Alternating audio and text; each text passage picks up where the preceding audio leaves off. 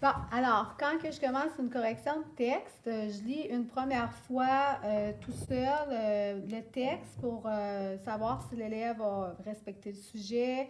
Je vais aussi marquer des V+ au-dessus de ces mots quand il utilise des bons mots de vocabulaire et des belles expressions pour me faire déjà une tête, puis aller marquer mes points sur les premiers aspects à évaluer là, en écriture. Ensuite, ben, je vais prendre mon application Explain Everything. Je vais aller sur Nouveau. Et c'est là que je vais aller prendre une photo en pesant sur plus. Une photo de l'élève, image. Là, dans le fond, je vais placer mon texte et je vais prendre ma photo d'élève de son texte. Utiliser.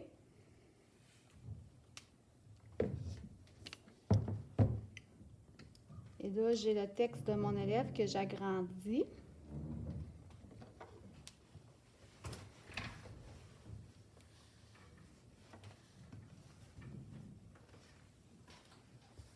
OK. Alors, je commence. Bonjour, Jordan. Tu as fait un super de bon texte, bravo. Je vois ici que tu as respecté le sujet. Tu as fait aussi tes paragraphes. Alors, comme je t'avais demandé, tu as mis tes marqueurs de relation au début. Tu as utilisé plein de beaux mots de vocabulaire. Alors, bravo. On va aller regarder tes erreurs pour que tu les comprennes comme il faut. Alors, il y a 3 ans, Guillaume marchait à 3 km. Alors, ici, ton A, tu as 2 choix avec ton A. Tu as ton A avec un accent ou ton A pas d'accent. Alors, comme on l'a vu en classe, ton A avec un accent, c'est une préposition. Alors, ton A pas d'accent, c'est un verbe. Tu as déjà ton verbe ici parce que je peux dire ne marchait pas. Donc, ce A-là va être un A préposition.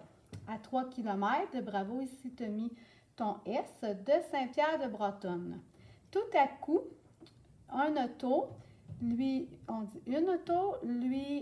roula sur la jambe et il tomba sur un trottoir devant une maison. Ici, tu as oublié ton E pour une maison, féminin singulier, ton groupe du nom. Soudain, il décida d'aller ouvrir la porte, même s'il était à 4 pattes. Alors ici, là, tu as 2 voyelles, ton I de ci, ton I de il.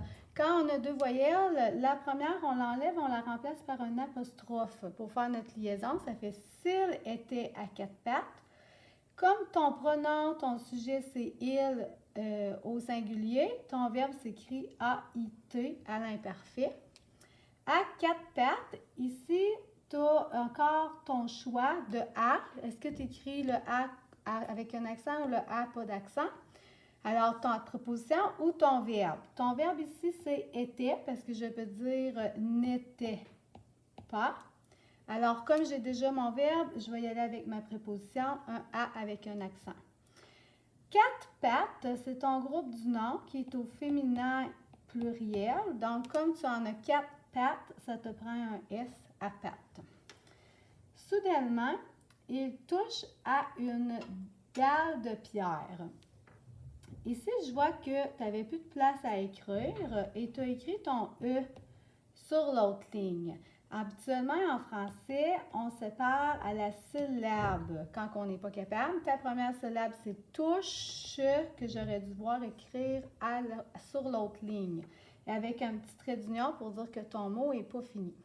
Alors moi, ça fait environ 5 ans que j'utilise cette technique-là avec les 5 et 6.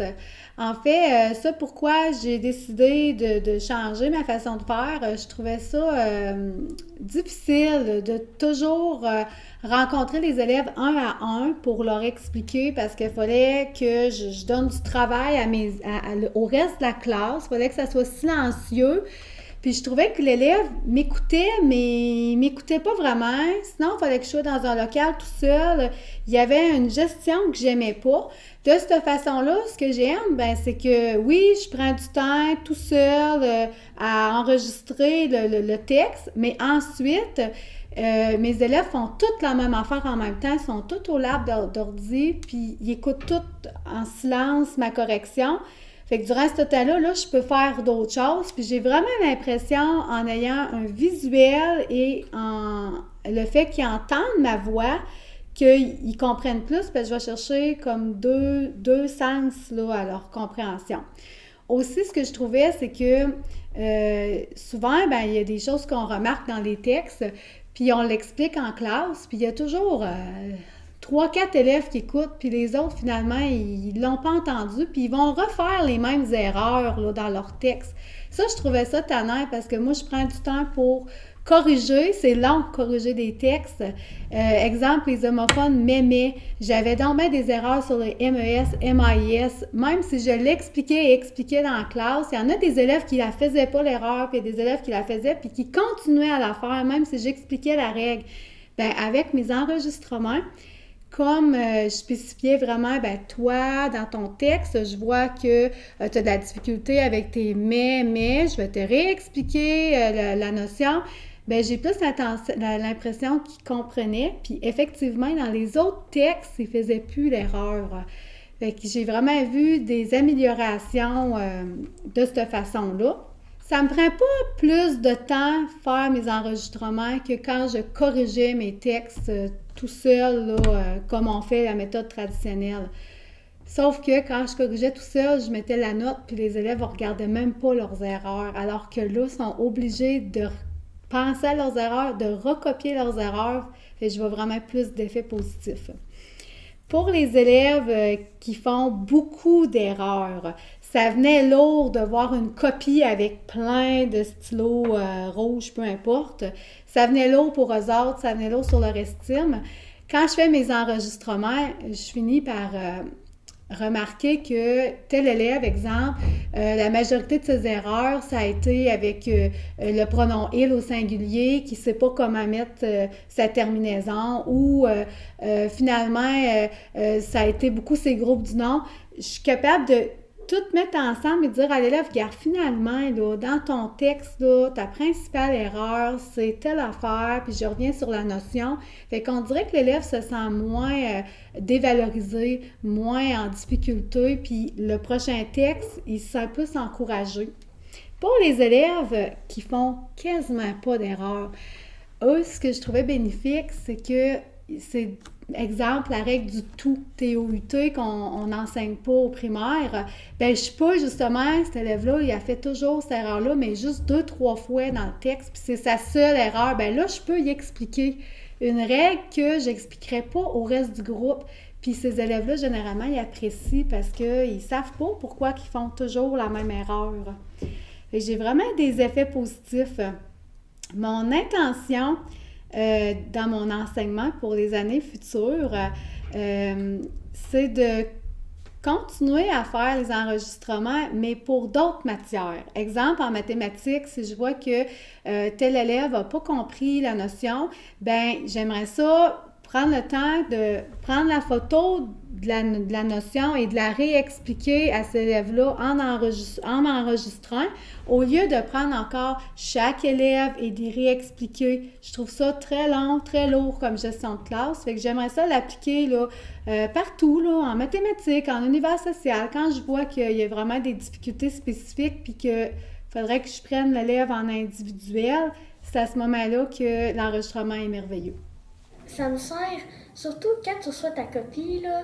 Moi, j'aime pas mal mieux aller à l'ordi que quand tu reçois ta copie, t'arrives à ton bureau, puis tu portes pas attention à aller voir c'est quoi tes erreurs tant que ça. Mais quand tu vas te corriger à l'ordinateur, t'as pas le choix de les écouter tes erreurs. Puis moi, mais ça m'aide beaucoup à m'en souvenir parce que, tu sais, ça fait pas tant que ça des erreurs. Fait que quand j'en fais, quelqu'un me les explique, fait que ça m'aide à moins les refaire. Bon, ben, moi, je préfère que ce soit à l'ordinateur que sur une feuille, car je peux mieux comprendre mes erreurs. de comment ils sont. Puis là, Cathy me l'explique. Ben moi, j'aime plus quand que j'ai la copie pas sur papier, vraiment sur l'ordi. Fait comme ça, ben, ça m'aide à comprendre mes erreurs. Tandis que si je l'aurais avec papier, je comprendrais pas ce que c'est vraiment. Je comprendrais pas mes erreurs parce que généralement, tu fais juste remettre le papier. Tandis qu'avec l'ordi, ben, tu comprends c'est quoi. Tu comprends vraiment toutes tes erreurs. Tu peux tout savoir les erreurs. Fait comme ça, ben moi, ça m'aide beaucoup. Fait que je serais capable de m'améliorer puis avoir des meilleures notes.